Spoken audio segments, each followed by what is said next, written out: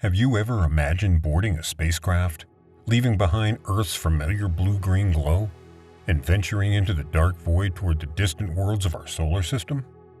The trip to the moon, just 384,000 kilometers per hour, took the Apollo astronauts 3 days. Many people assume that reaching other planets must just take a few days or weeks more. The reality, far more striking. Today, we'll travel through the solar system, planet by planet, to discover how long it would really take to get there, and why every minute on board would be an extraordinary feat of engineering. By the end, you'll never look at the night sky the same way again.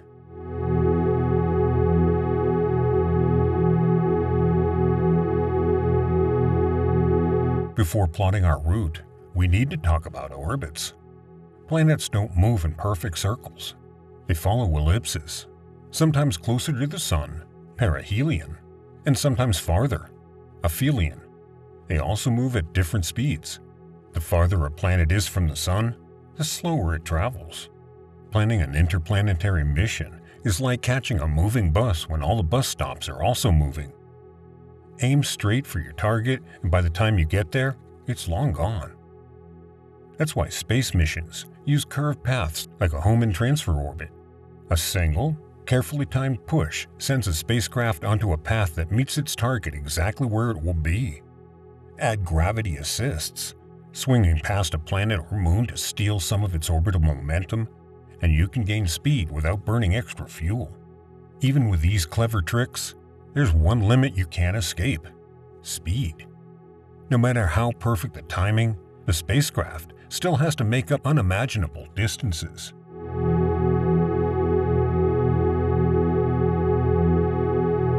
Mercury races around the Sun at nearly 170,000 kilometers per hour.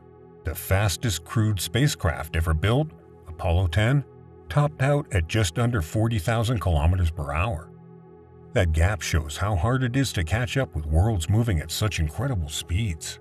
Chemical rockets, the kind we're used to since the dawn of spaceflight, aren't powerful enough to make short work of those distances.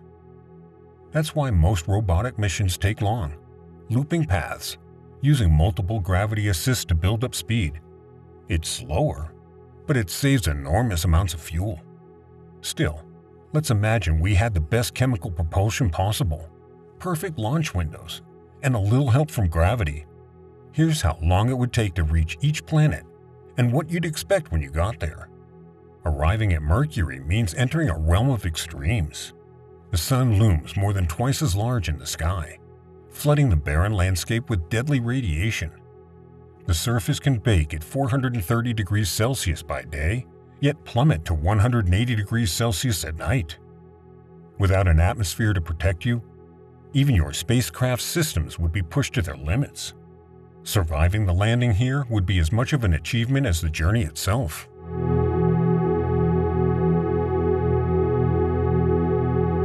From space, Venus glows like a pale yellow jewel, but its beauty hides a nightmare. The thick clouds are made of sulfuric acid, and the pressure at the surface is like being nearly a kilometer underwater.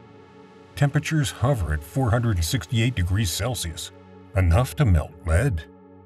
The Soviet Venera probes that landed here in the 1970s and 80s lasted just over 2 hours before being destroyed.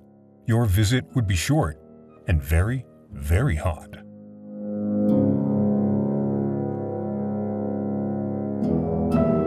Mars is the dream destination for every space agency.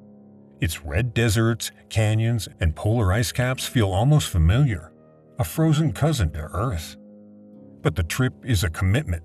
A crewed mission would require staying for 26 months until the planets align for the return trip.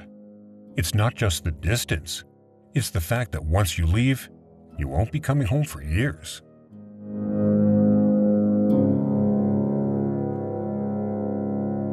As you approach, Jupiter's immense size dominates the view. More than 1,300 Earths could fit inside it.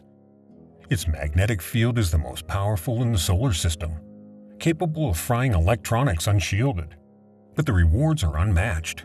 Swirling storms bigger than Earth, and moons like Europa and Io, each with worlds of their own.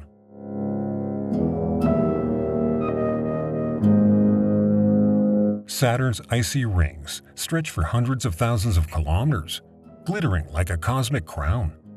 To see them up close would be worth the years of travel, but even getting there means riding the edge of our current capabilities.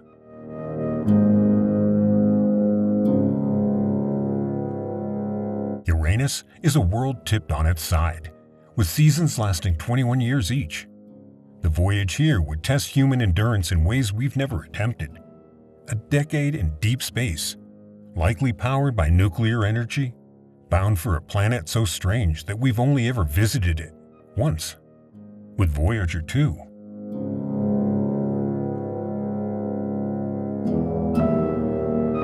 Neptune's deep blue hides supersonic winds and storms that could swallow Earth whole.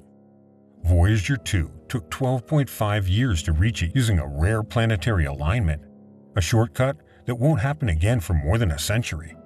A crewed mission here would be a journey of decades, with no second chances.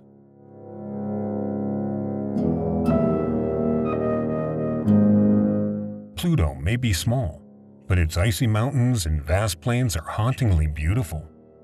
New Horizons zipped past in 2015 after nearly a decade in flight.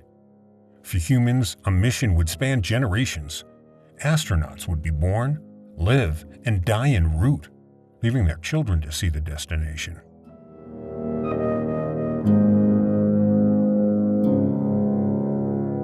These travel times are best-case estimates, assuming quick acceleration, minimal braking, and no extended stops. In reality, crews must deal with radiation, microgravity, repairs, and psychological strain. Each of these factors slows progress and increases risk. With chemical propulsion, Mars is about as far as we can realistically go in a human career. To truly explore Jupiter, Saturn, and beyond, we need propulsion revolutions. Ion engines are efficient but provide low thrust, perfect for probes, not for large crewed ships. Nuclear electric propulsion could change that, using fission reactors to power high-efficiency thrusters for steady acceleration. The Holy Grail? Nuclear fusion drives, theoretical engines that could slash trip times to the outer planets from decades to just a few years. There are also concepts for solar sails, harnessing the pressure of sunlight, and magnetic sails to ride the charged particle wind from the sun. Add artificial gravity to keep crews healthy, and missions lasting decades suddenly become survivable. In just 60 years, we've gone from launching our first satellite to sending rovers to Mars. We've shrunk computers from room-sized behemoths to devices in our pockets that could guide a spaceship.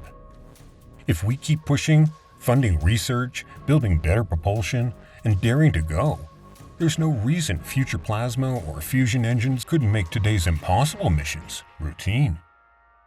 When someone says the moon only took 3 days, remember, every step farther is an exponential leap in challenge. Mercury and Venus demand months, Mars nearly a year, Jupiter or Saturn years, Uranus, Neptune, and Pluto lifetimes. Still, we press on. Why? Because how long until we get there is more than a question, it's an instinct. And the most inspiring answer is always, let's find out.